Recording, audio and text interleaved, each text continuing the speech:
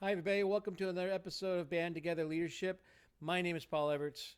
Please reach me at my email address, BAND, the number 2 together at Comcast.net, bandtogether at Comcast.net. Also, go to our website, which is conductingmylife.com. Push the curriculum tab. You'll see I'm a member of the Maxwell leadership team. I am certified to be a speaker, trainer, and coach with a variety of great material by John Maxwell. I'm recording this on the 18th of May, 3:07 p.m., doing it from our beautiful home in Roseville, California. We're almost done with this great book, The 21 Irrefutable Laws of Leadership. If you want to check out the other laws, go look. You'll see that this, I believe, is going to be chapter 20, Law of Explosive Growth. It's going to be a good chapter. Before I start, I want to again give a shout out to Visalia. We had 75 people show up at our April 30th event. A number of people from Quia Healthcare, and yes, many from the Sheriff Department and Placer County Jail. And then we had, we'll just say civilians. Olivia One Products were there. We had 75 people come back and listen to the 15 Valuable Laws of Growth. We are scheduled to do one again in Visalia on the 27th of August about parents and just attempting to be better parents.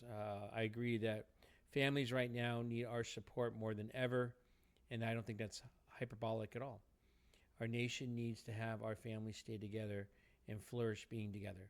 So that again will be August 27th, 9 a.m. to 1 p.m. at the First Presbyterian Church of Visalia. More information to come, but we'd love to fill. We can only take 100 people, and I think it's going to fill it fast once we get the registration going. All right, so that's my commercial. Again, thank you so much, Visalia, for April 30th. It was a wonderful time, and I will always remember it. I will. So let's go ahead. Law of explosive growth. To add growth, you need to lead followers. So to add growth, lead followers. To multiply, you need to lead leaders. So in 1984, at the age of 22, John Schnatter, I always say that wrong, so I'm just going to say John S., started his own business. John began by selling pizzas. Bet you know who this is. Out of a converted broom closet at Mick's Tavern, a lounge that was co-owned by his father. So again, this is 22 years old. Although he was just a kid, he had a tremendous amount of vision, drive, and energy. Enough to make his tiny pizza stand into a success. The next year, he opened his first store next door to Mick's in Jeffersonville, Indiana. John named the place Papa John's. Very good. For the next several years, Papa John worked hard to build the company.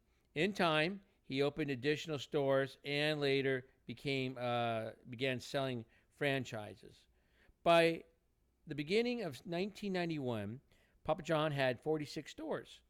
That in itself is a success story. Again, remember, he starts in 1984. 7 years later, he has 46 stores. That's amazing. But what happened during the next couple of years is even better. In 1991, so this is year 7, in 1992, Papa John's turned a huge corner. By the end of 1991, the number of stores more than doubled to 110 stores. By the end of 1992, they had doubled again to 220, and the growth has continued dramatically. In early 1998, that number surpassed 1,600. So from 1984, 0, to 1998, so I believe that's 14 years, 1,600 stores. What made the company suddenly experience such an incredible period of rapid expansion, you might ask? The answer can be found in the law of explosive growth.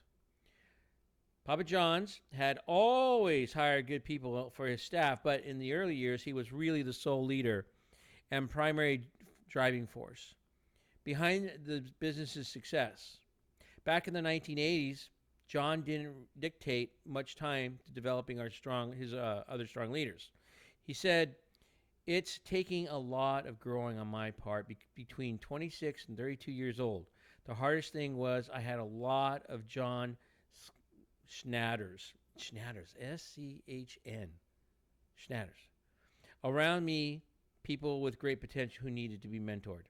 They needed a lot of coaching, and I was so busy developing myself, trying to get myself to the next level, I did not develop those people. As a result, I lost these people. It is my job to build the people who are going to build the company. That's going to be much harder for me than the first 1,300 stores. New heading. The key to growth is leadership. In the early 1990s, John began thinking about what it would take to really grow the company, and the key was leadership. John had already begun to grow as a leader personally. His having made significant progress in his leadership development was opening the door for him to attract better leaders to the company and to give them the time they needed. That is when he started recruiting some of the people who currently lead the company, including Wade Oney, now the company's chief operating officer. Wade had worked for Domino's Pizza for 14 years, and John believed Wade was one of the reasons that company had been so successful. When Wade left Domino's, John immediately asked him to be a part of the Papa John's pizza team. John had already built a company capable of creating a tasty, tempting pizza and earning a healthy profit in the process. Their per-store sales average is higher than that of Pizza Hut, Domino's, or Little Caesars. Their goal was to build a bigger company. Together, they started talking about what it would take to be capable of opening 400 to 500 new stores a year. And that is when they focused their attention on developing leaders so that they could take the company to the next level. Says Oney, quote, "The reason we're successful in the marketplace is our focus on quality and our desire to keep things simple. The reason we're successful as a company is our good people." Since the early 1990s, John and Oney have developed a top-rate team of leaders who are helping the company experience explosive growth. People such as Blaine Hurst, Papa John's president and vice chairman, Drusilla Drew Milby, the CFO, Robert Waddell, president of Papa John's Food Service, and Hart Bozel, who leads up franchise operations. Papa John's growth has been phenomenal in an industry that was thought to be glutted with competitors a decade ago. In 1997, they opened more than 350 new restaurants. In 1998, they experienced the number to be more 400. They expect the number to be 400. And they are also implementing plans to launch Papa John's internationally. They don't plan to stop growing until they are the largest seller of pizza in the world. Oney explains, quote, "The challenge now is developing the next level leaders. The company's in great financial shape. Acquiring real estate is always a battle, but we can succeed there. And the economy is never a deterrent when you offer customers a good value. The key is to develop leaders. You do that by building up people." End of quote. And there it goes from there. So I'm going to give you a couple of things that we have different focuses about. Becoming a leader who develops leaders require an entirely different focus and attitude from those of a developer of followers. Consider some of the differences. I'm not going to read all of them. Leaders who develop followers, they need to be needed. Leaders who develop leaders, well, they want to be succeeded. Leaders who develop followers focus on weaknesses. Leaders who develop leaders, well, they focus on strengths. Leaders who develop followers develop the bottom 20%, while leaders who develop leaders develop the top 20%. And the final one I'm going to read is leaders who develop followers treat their people the same for fairness. Leaders who develop leaders, get ready, hold on, treat their leaders as individuals for impact. Developing leaders is difficult because potential leaders are harder to find and attract. They are also harder to hold on to once you find them because, unlike followers, they are energetic and entrepreneurial, and they tend to want to go their own way. Developing leaders is also hard work. Leadership development is not an add water and stir proposition. It takes time, energy, and resources, and we'll stop there. So my thoughts about explosive growth is something I have experienced several times. Most recently, it was an 8-year period, 1997 to 2005. 1997, we had 39 students in the band. 39. The next year, we had 71 students in the band. And the third year, we had 105. Now, how that happened was, by gosh, we had some great student leaders. I did start incorporating John Maxwell material in 1997. And I remember it fondly. I remember taking the kids down to the Monterey area. We were doing some wonderful things down there as far as team building and getting ready. And oh my gosh, it was so neat to see how those students, and they know who they are. I call it Stone Lake High School. They know who they are, and they were the reason why the band got so big. Sure, they had good training. Humbly so, all glory to Jesus Christ. Yet, good training only goes so far. Good coaching only goes so far.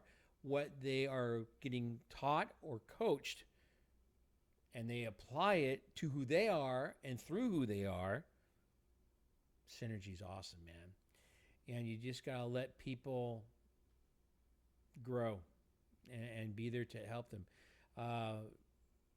I say to my students, it's that I'm looking at them as future parents. I'm looking at them as future spouses.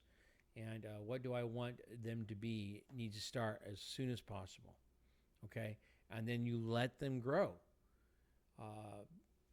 They're going to make mistakes. Even adults, too. Same thing with adults. You got to give them space. And then you got to give them grace. And then you have to also say to them, mistakes can be looked at as moving. We're moving. We're not just stagnant. And mistakes are opportunities to learn. Explosive growth is awesome if it's managed and for the right reasons. Many cities grow too fast and for the wrong reasons. But for the right reasons and it's manageable, growth is incredible. Just we want food to grow. We want flowers to grow. We want people to grow. And sometimes what you have to remember is not just sometimes, all the time.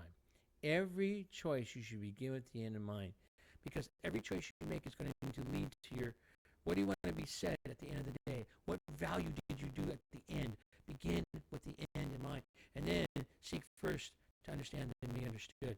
Ask people what's going on. Listen to them. Listen to them. And then finally, people don't care how much you know until they know how much you care. And I care about you dearly. That's why I do these videos. I hope this helps somebody. Again, if you want to have some coaching, look me up. I'm ready to go out there and help you. I'm having a great life, and I would like you to be a part of it. So thanks a lot for a great time. Thank you for a great day. Bye.